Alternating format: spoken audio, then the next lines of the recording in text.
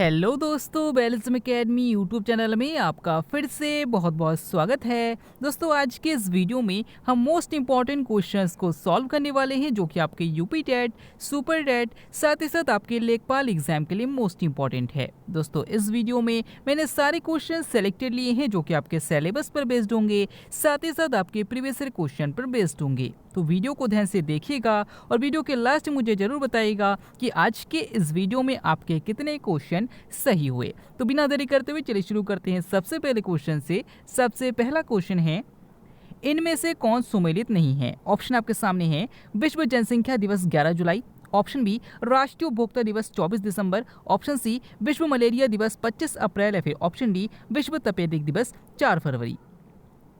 इसका सही आंसर हो जाएगा ऑप्शन डी, विश्व तपेदिक दिवस 4 फरवरी। दोस्तों, याद रखिएगा कि विश्व जनसंख्या दिवस 11 जुलाई को मनाया जाता है, बिल्कुल सही है। राष्ट्रीय उपभोक्ता दिवस 24 दिसंबर को मनाया जाता है, बिल्कुल सही है। विश्व मलेरिया दिवस 25 अप्रैल को मनाया जाता है, ये भी बिल्कुल सही है। लेकिन जो विश्व तपेदिक दिवस है ये 4 फरवरी को नहीं मनाया जाता बल्कि 24 मार्च को मनाया जाता है। और याद रखिएगा कि 4 फरवरी को विश्व कैंसर दिवस मनाया जाता है।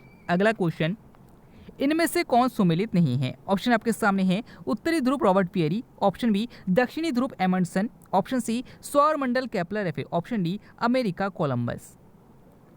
इसका सही आंसर हो जाएगा ऑप्शन सी, सौर मंडल केपलर। दोस्तों, याद रखिएगा कि उत्तरी ध्रुव की खोज रॉबर्ट पियरी ने की थी, बिल्कुल सही है। दक्षिणी ध्रुव की खोज एमंडसन ने की थी, ये भी बिल्कुल सही है। अमेरिका की खोज कोलंबस ने की थी, ये भी बिल्कुल सही है। लेकिन जो सौर मंडल है इसकी खोज केपलर ने नहीं की थी बल्कि कॉपरनिकस ने की थी। और याद रखिएगा कि केपलर ने ग्रहों के गति के नियम दिए थे।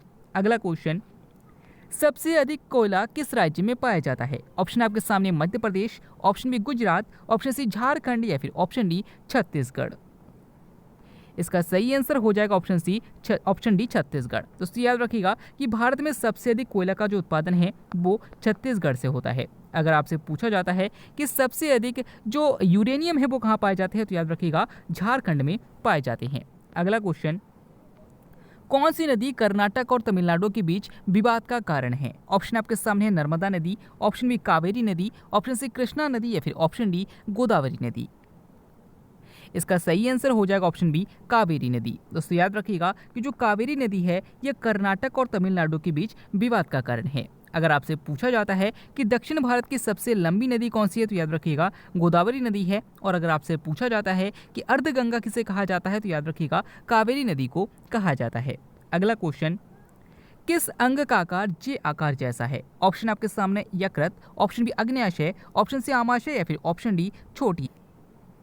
इसका सही आंसर हो जाएगा ऑप्शन सी, आमाशय। दोस्तों, याद रखिएगा कि आमाशय यानी कि स्टोमक का आकार जे आकार जैसा होता है, जिसका आकार कुछ इस तरीके का होता है। अगर आपसे पूछा जाता है कि आमाशय में कौन सा अम्ल पाया जाता है, तो याद रखिएगा हाइड्रोक्लोरिक अम्ल पाया जाता है।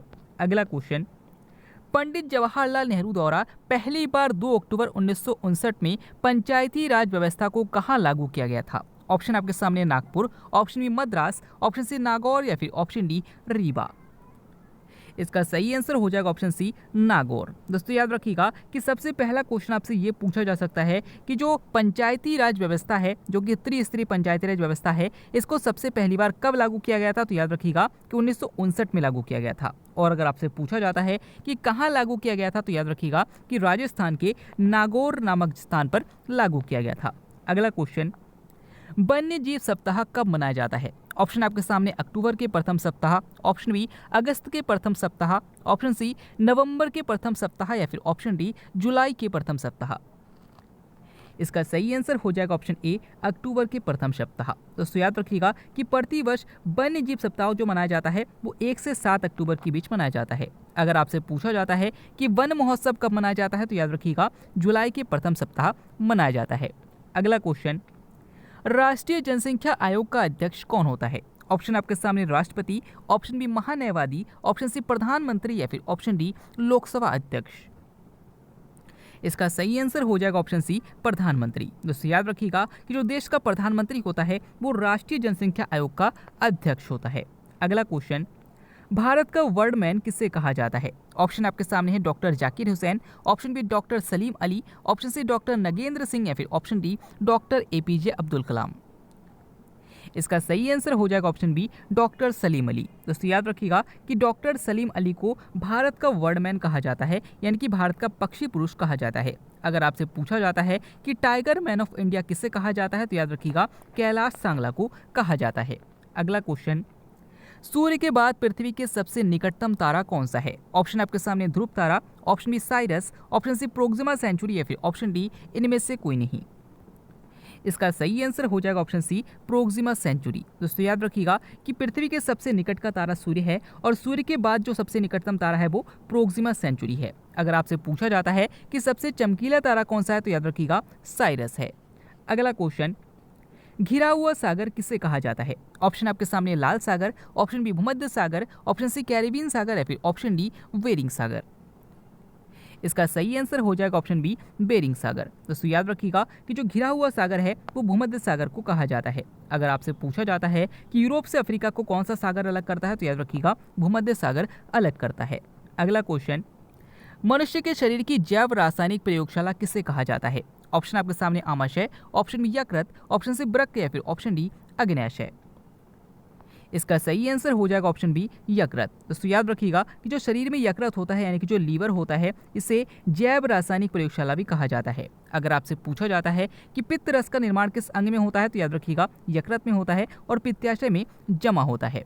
अगला क्वेश्चन, मिलान करें। दोस्तों यहाँ पर मिलान करने हैं। सबसे पहले दे रखा है बाष्पोत्सर्जन, तो आपको पता है कि बाष्पोत्सर्जन मापने के लिए पोटोमीटर का प्रयोग किया जाता है, वायु दाब को मापने के लिए बैरोमीटर का प्रयोग किया जाता है, भूकंप को मापने के लिए सिस्मोमीटर या फिर सिस्मोग्राफ का प्रयोग किया जाता है और आर्द्रता को मापने के लिए हाइग्रोमीटर का प्रयोग किया जाता है। अगला क्वेश्चन, संविधान सभा द्वारा राष्ट्रीय गान को कब अपनाया गया? ऑप्शन आपके सामने हैं 26 जनवरी 1950, ऑप्शन बी 24 जनवरी 1950, ऑप्शन सी 15 अगस्त 1950 या फिर ऑप्शन डी 15 नवंबर 1950। इसका सही आंसर हो जाएगा ऑप्शन बी, 24 जनवरी 1950। दोस्तों याद रखिएगा, चाहे आपसे राष्ट्रगान पूछे चाहे आपसे राष्ट्रगीत पूछे, दोनों को 24 जनवरी 1950 को ही अपनाया गया था। अगला क्वेश्चन, इनमें से कौन से शीतोष्ण घास के मैदान यूरेशिया में पाए जाते हैं? ऑप्शन आपके सामने downs, option B steppes, option C veld या फिर ऑप्शन डी प्रेरीज। इसका सही आंसर हो जाएगा ऑप्शन बी, स्टेपीज। दोस्तों याद रखिएगा जो स्टेपीज घास के मैदान हैं ये यूरेशिया में स्थित है। अगला क्वेश्चन, भारतीय संविधान में मूल कर्तव्यों को किस समिति की संस्तुतियों पर जोड़ा गया था? ऑप्शन आपके सामने है बलवंतराय मेहता समिति, ऑप्शन सी सरदार स्वर्ण सिंह समिति, ऑप्शन सी जनार्दन रेड्डी समिति या फिर ऑप्शन डी इनमें से कोई नहीं।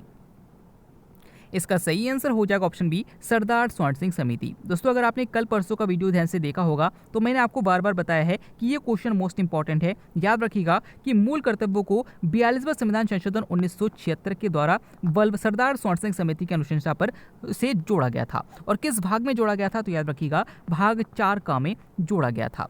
अगला क्वेश्चन, मानव शरीर का सामान्य तापमान कितना होता है? ऑप्शन आपके सामने है 32 degree Celsius, option B 37 degree Celsius, option C 34 degree Celsius या फिर ऑप्शन डी 42 डिग्री सेल्सियस।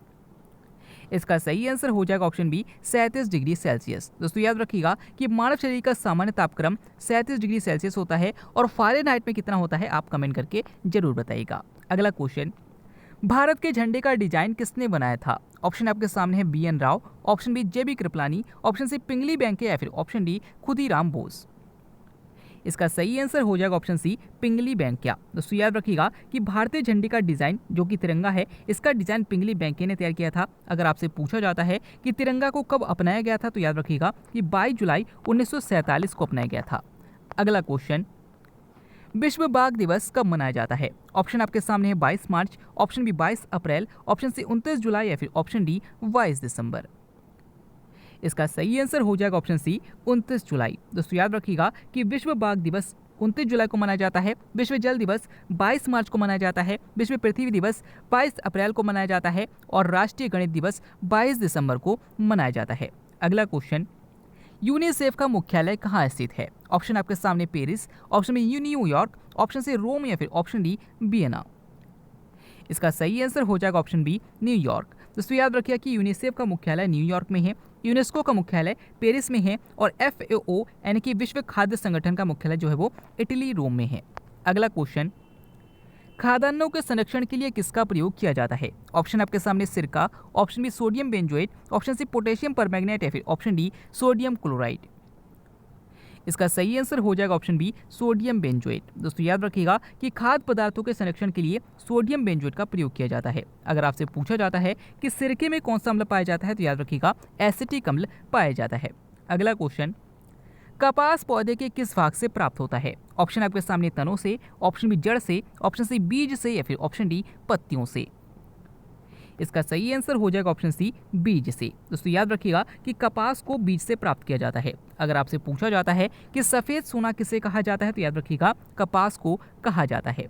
अगला क्वेश्चन, कितने माप से अधिक की ध्वनि को शोर नाम दिया जाता है? ऑप्शन आपके सामने 100 decibel, option B 80 decibel, option C 120 decibel या फिर ऑप्शन डी 50 डेसिबल।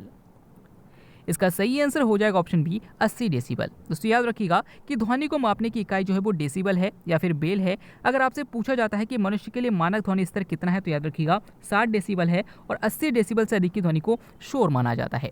अगला क्वेश्चन, उत्तर प्रदेश का राजकीय पुष्प कौन सा है? ऑप्शन आपके सामने कमल, ऑप्शन बी कलीहारी, ऑप्शन सी रोडोडेंड्रॉन या फिर ऑप्शन डी पलास। इसका सही आंसर हो जाएगा ऑप्शन डी पलाश। दोस्तों याद रखिएगा कि जो पलाश पुष्प है ये उत्तर प्रदेश का राजकीय पुष्प है और पलाश वृक्ष को जंगल की आग भी कहा जाता है।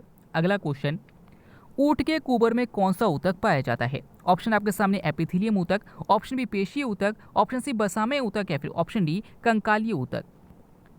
इसका सही आंसर हो जाएगा ऑप्शन सी बसामय ऊतक। दोस्तों याद रखिएगा कि जो ऊंट का कुबर होता है इसमें बसामय ऊतक पाया जाता है। अगला क्वेश्चन, विश्व की सबसे लंबी पर्वत श्रृंखला कौन सी है? ऑप्शन आपके सामने Himalaya, option B Rocky, option C Atlas या फिर ऑप्शन डी एंडीज। दोस्तों इस क्वेश्चन के आंसर आपको हमें कमेंट के द्वारा बताना है। आज के वीडियो में आपके कितने क्वेश्चन सही हुए, साथ ही साथ आज का वीडियो आपको कैसा लगा कमेंट बॉक्स में जरूर बताइएगा। हमारी मेहनत आपको कैसे लगी कमेंट बॉक्स में जरूर बताइएगा। आप कहाँ से वीडियो को देख रहे हैं, किस शहर से देख रहे हैं, किस स्टेट से देख रहे हैं, कमेंट बॉक्स में जरूर बताइएगा। अगर आप फेसबुक पेज और टेलीग्राम ग्रुप को ज्वाइन करना चाहते हैं तो डिस्क्रिप्शन में लिंक दिया गया है, वहाँ से आप ज्वाइन कर सकते हैं। मिलते हैं अगले वीडियो में, तब तक के लिए देखते रहिए, सीखते रहिए।